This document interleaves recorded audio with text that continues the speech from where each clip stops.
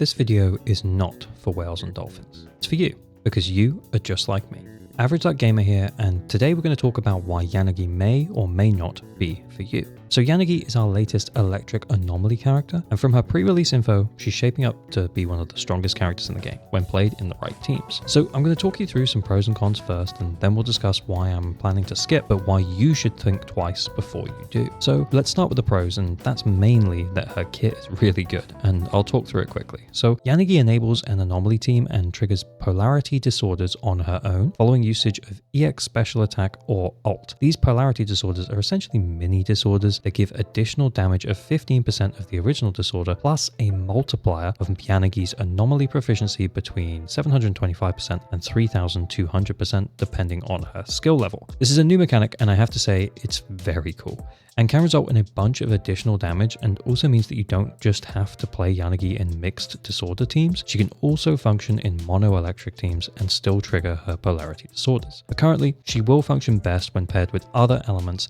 as then you get the normal disorder hits too. She also has different stances, which mean that there is some nuance to playing her, and she might end up being a character with a pretty high skill ceiling, which supports the idea that she might be a good character to invest in. In terms of the cons, there's the other side of this, which is that there is a lot to consider with Yanagi. Her stance changes and polarity disorders, etc., that mean that her skill 4 is quite high.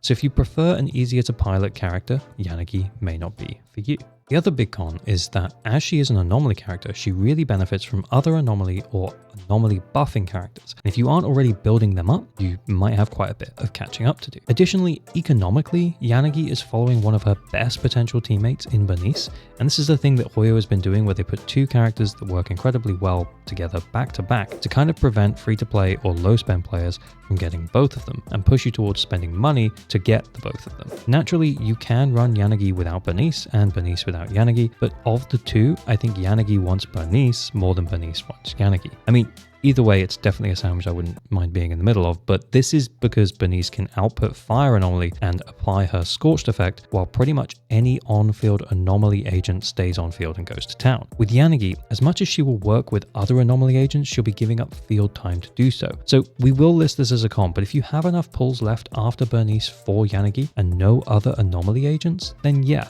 maybe you should go for it. But on that note, a pro would be that Yanagi does have more solo hyper carry potential than Bernice, who, as much as she can carry a team with very little field time, she kind of needs someone else to take most of the field time as she burns through her energy so quickly. So if you have neither, Yanagi could on field with a team supporting her better than Bernice can, which kind of brings us to talking about the teams. And this could be either a pro or con depending your account, and I'll explain why. But just before that, this is your reminder that you probably aren't subscribed. Liking and subscribing is the best way to show small creators like me your support and help me to keep making videos. I should also mention that if you are having trouble with team building, then we do have a help section on my Discord where you can ask a super helpful and chill community for aid with your teams or pulling decisions. I'm also going to be starting account reviews on stream soon, which are now happening every Thursday. Drop me a follow on Twitch and I'll announce that on the Discord soon. Apologies, a lot of self-plugs there, but back to the topic of Yanagi teams. So if you have Bernice and enough polychrome to get Yanagi, then even though she hasn't released at the time of recording this, that is probably the best team in the game right now. But I have Bernice, and I'm going to explain why it still doesn't make sense for me and my account, but then why it might make sense for you. So let's start with explaining my current main two teams for context. So I have a Juyuan carry team where she is supported by Ambi and Nicole, and a Jane/Bernice disorder team with Lucy and occasionally experimenting with Seth in Lucy's spots. And both of these teams perform very well with medium investment in drive discs and stuff. And Juyuan has the only S-rank Wenjin with a brimstone, which I lucked into, and it's not even her signature, even though it is very good on her. So looking across these teams, if I were to get Yanagi, where would she go? I think she would bench my Jane, because she would be better than Jane with Bernice. Or it would allow me to choose between running the Juyuan team or a Jane team on the second side with Seth, which would give me more weakness coverage. But considering how good Jane is already, and that I managed to clear the most recent Critical Node 7 with all A ranks, I'll leave that video at the end of this one, Yanagi feels a tad unnecessary, even though she would be an upgrade. Not only this, but if there were to be electric weakness that could be taken advantage of due to Yanagi's introduction in the critical nodes, I could could consider running Grace or even Anton with Bernice. If there was physical resistance on the next few critical nodes, meaning that my Jane and Piper's effectiveness would drop, I could also use them then. But then again, Jane might still be able to power through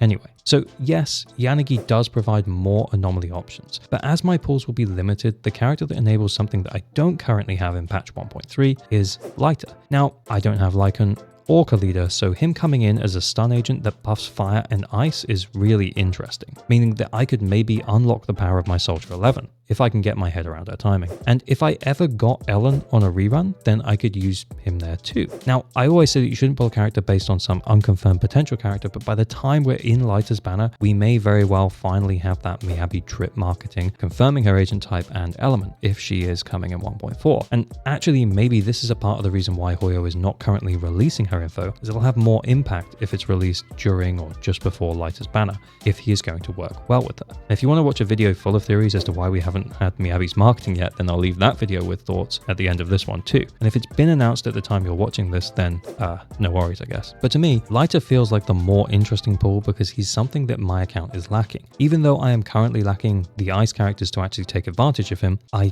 do have no S rank stun, and although I don't need it, it would be good to have now that I have invested in my teams a bit. Now, I think I still need to be sold on him a little bit. I'm not putting a ring on it, but as we get closer, I can definitely see that happening. Me potentially want to pull Lighter, not putting a ring on it. I don't know why I said that. So let's move on and discuss why I'm saying, though, that you may not want to skip Yanagi.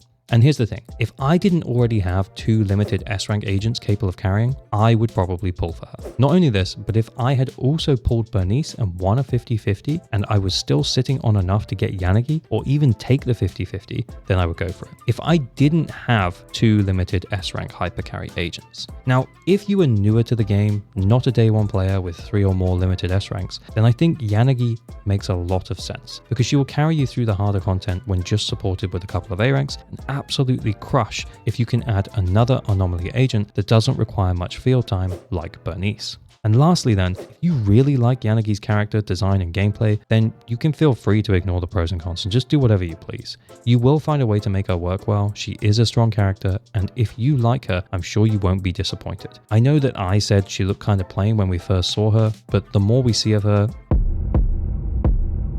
not like that. But as we've seen her more frequently in trailers and in the build up to her release, her design has definitely grown on me, and I think her ult animation is maybe the best in the game. And on that note, if you're in the same position as me, but you want Yanagi, don't let me tell you otherwise. You have more than enough characters to trivialize the endgame at the moment anyway. So just do what you want, but just remember that Lighter is also coming. Anyway, let me know what you guys think down in the comments below. I have said that I'm not planning to pull, but this is probably the most torn I've been on a character since I lost my first 50-50 to Ellen and then decided not to pull her. Anyway, I've got about 20 days if I want to change my mind, and so do you guys. You don't have to commit to a new character the moment they launch. You can take a week or two, think about it, maybe even let the 50-50 decide for you. But yeah, right now, it's a skip for me. If you're interested, the 2 videos I mentioned in this one should pop up now, Gay Rank Clear and the Where is the Miyabi Drip videos. I'm off now to not think about how cool Yanagi is and instead think about Shirtless Lighter, which is a different vibe.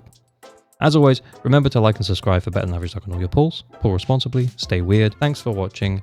Bye.